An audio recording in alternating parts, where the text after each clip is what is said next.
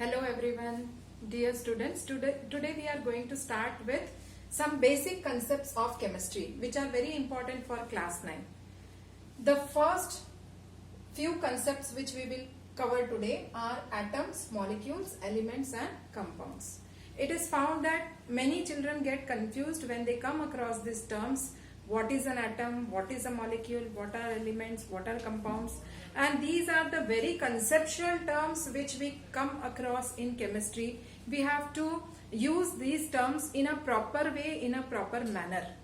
You can't use the term element in place of compounds or atoms in place of molecules. So today we are going to see what these terms basically mean, and through some activities or through some models I am trying my best to deliver these terms in a proper way, in a way which you can understand easily. So let us start with what are atoms.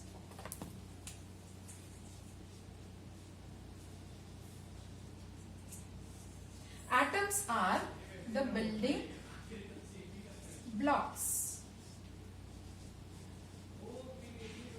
or as per Dalton is the name of a scientist,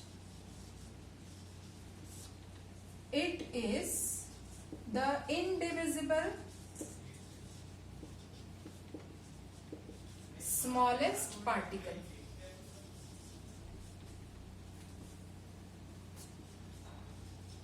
Smallest particle of matter. So let us see what does this term mean. An atom or atoms are building blocks of matter, or an atom is the smallest indivisible particle of matter.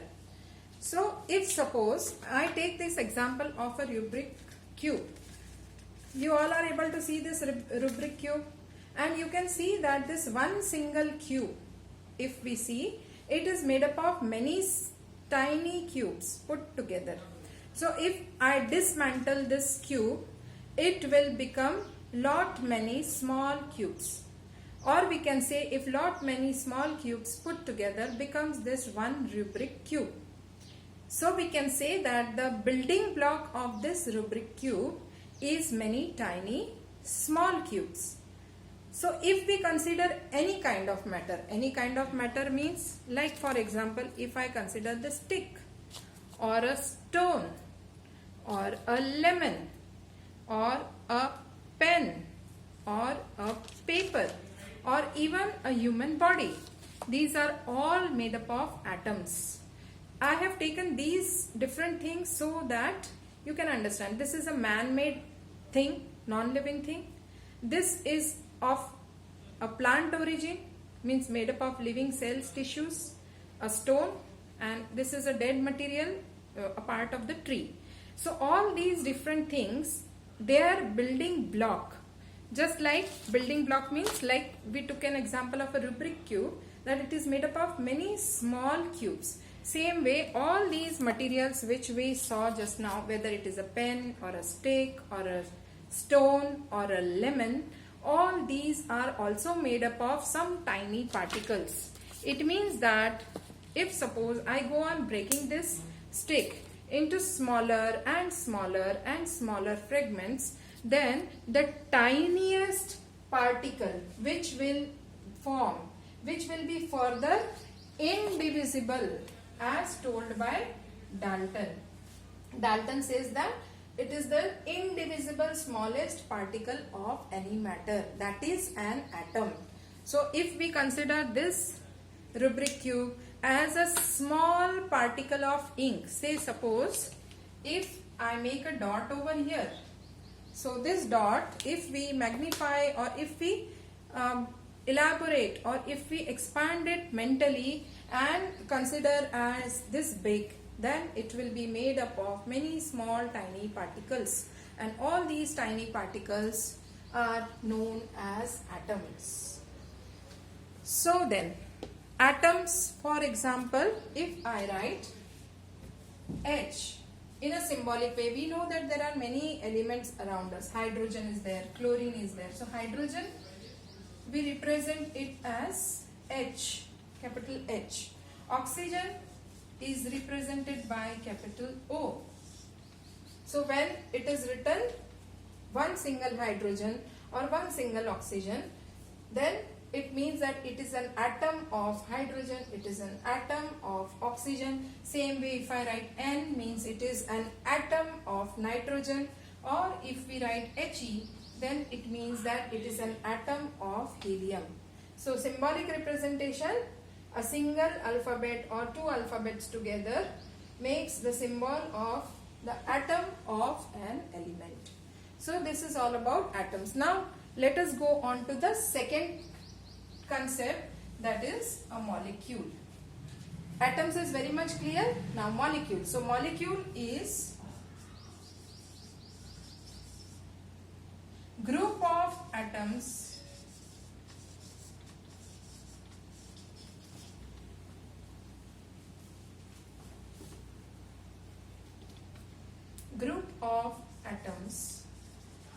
that is two or more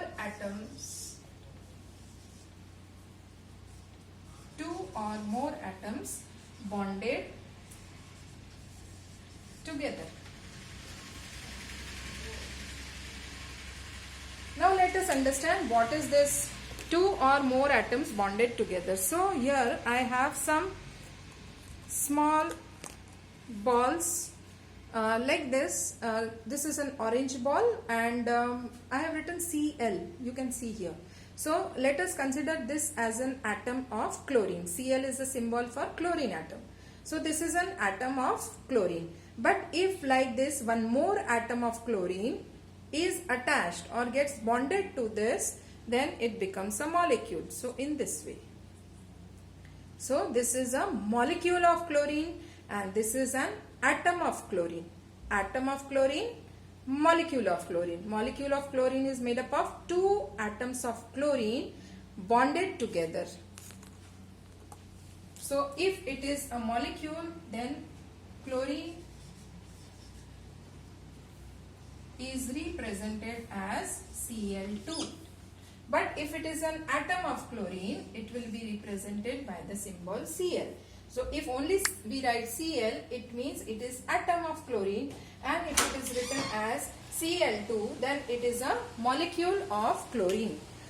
Once again, this is a molecule of chlorine and this is an atom of chlorine. So that is the difference between an atom and a molecule. Same way, let us take another example.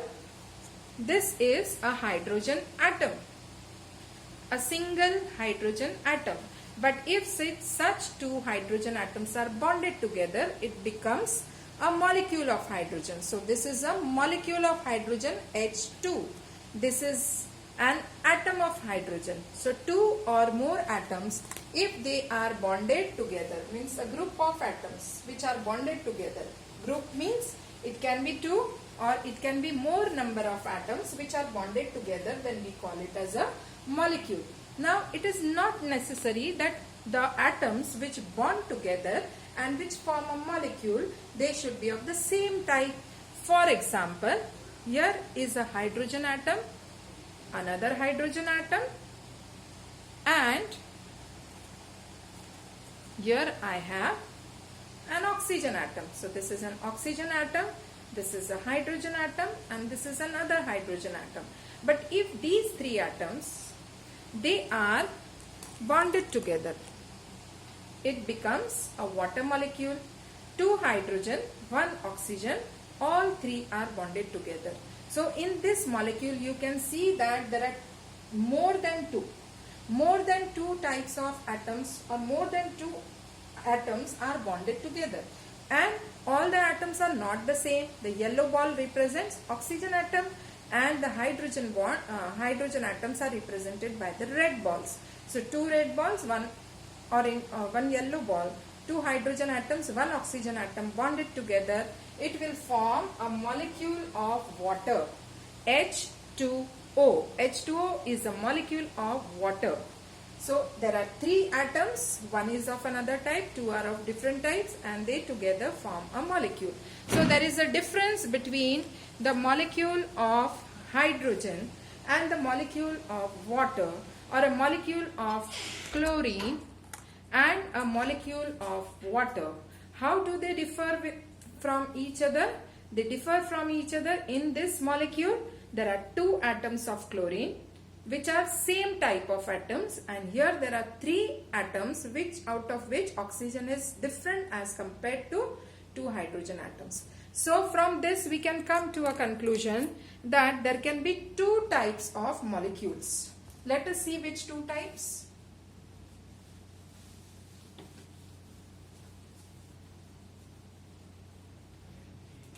So we can say that there are 2 types of molecules: homoatomic molecules and the other is heteroatomic molecules.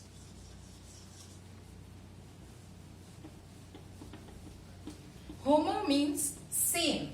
So when the atoms which are forming a molecule are of the same type, we call it as homoatomic molecules. The examples are H2, Cl2, N2. These are examples of homoatomic molecules. Homo means same. Means one hydrogen is bonded with another hydrogen to form a hydrogen molecule. One chlorine atom bonded with another chlorine atom to form a chlorine molecule. One nitrogen atom bonded with another nitrogen atom to form a nitrogen molecule. So here the atoms are of the same type. So we will call it as homoatomic molecules. Heteroatomic molecules, on the other hand, can have more than one type of atoms. For example, one hydrogen and one chlorine. Together it is HCl, it is hydrogen chloride. Another example, water. Just now we saw 2 hydrogen atoms, 1 oxygen atoms bonded together, it forms a molecule of water. So in the first case, hydrogen and chlorine, they are 2 atoms, but both the atoms are of different types. So that is why it is a heteroatomic molecule. Hetero means different. So different types of atoms bonded together.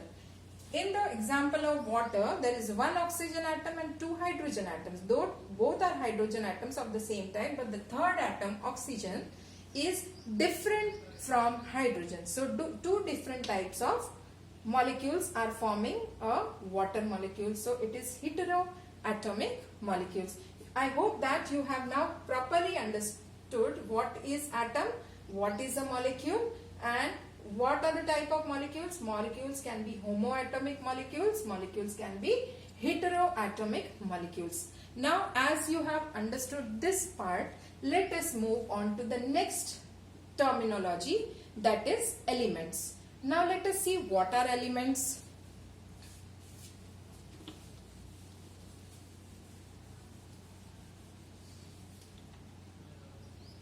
So elements are substances which are or that are made up of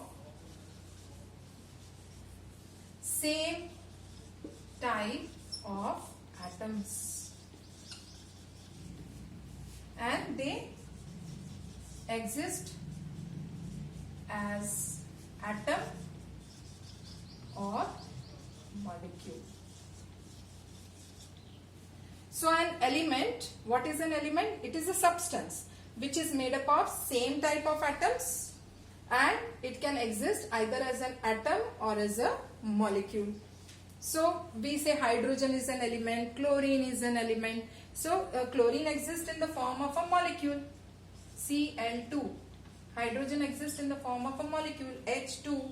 Oxygen also exists in the form of a molecule, O2. Nitrogen also exists in the form of a molecule, N2. Or phosphorus also exists in the form of a molecule, that is P4.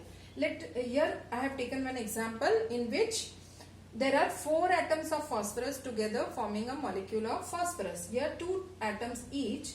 In all other cases they make one molecule. So these are all elements. Why do we call them as elements? because they are made up of same type of atoms. Just now we saw homoatomic molecules. So homoatomic molecules are all molecules of elements. But it is not always that elements will be occurring as a molecule. Some of the elements, they may also exist in the atomic form. So which are these? These are the, we call them as noble gas elements. And one more example, metals. So noble gas elements, for example, helium or neon or argon, all these elements, they exist in the form of atoms. And even metals, for metals also we write like sodium, potassium or calcium, all these are metals. So we never write like Ca2 or K3. So this is the wrong way. Why it is the wrong way? Because metals also exist in the atomic form. They are bonded together. Many atoms they are bonded by metallic bonds. So that is why we write a single symbol without any subscript or without any number next to it. Why? Because they are all in the atomic form. Same way noble gas elements also, noble gas means they are noble, they are inert, they don't combine. So they also exist in the monoatomic form. Mono means single atoms. They exist as single atoms. Here more than one atoms of the same type, they are combining together. 2 hydrogen atoms, 2 chlorine atoms, 2 oxygen atoms, 2 nitrogen atoms and 4 phosphorus atoms. They are combined together. So they are molecules of elements. These are atoms of elements. So an element can exist either as atom or as molecule. Now you are very much familiar with the terms atoms, molecules, and the third we have added now is elements. What are elements? Elements can be of 3 types. Types of elements. One is metal, another is non-metal, and the third is metalloid. We will see more about metals, non-metals and metalloids in the next lecture or in the next period. Okay, now let us move on to the last term or the last topic of this class, that is compounds.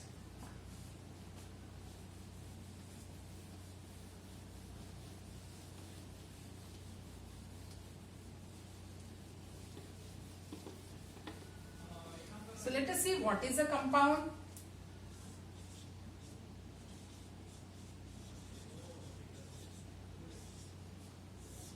A compound is a substance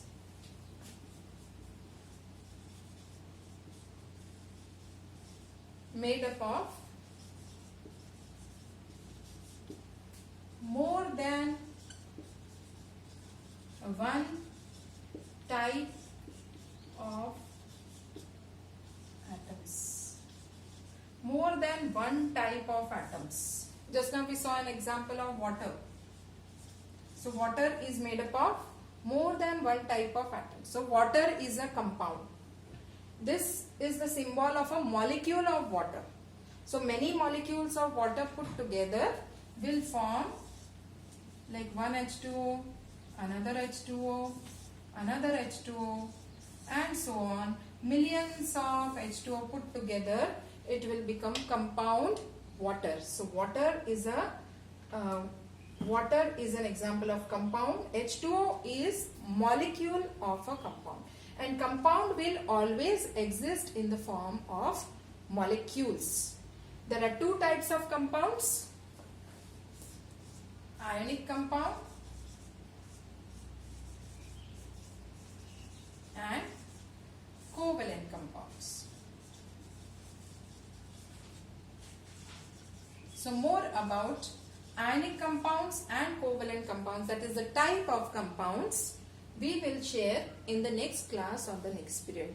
So today we have completed with 4 terms: atoms, molecules, elements compounds. I hope so, children, that you have become very familiar, very clear about all these four terminologies. These concepts or these terminologies are the base of chemistry, which you have to understand very properly before we move on to the syllabus of class 9th. We have in all four chapters in class 9, matter in our surroundings, is matter around us pure, atoms and molecules, and structure of atom.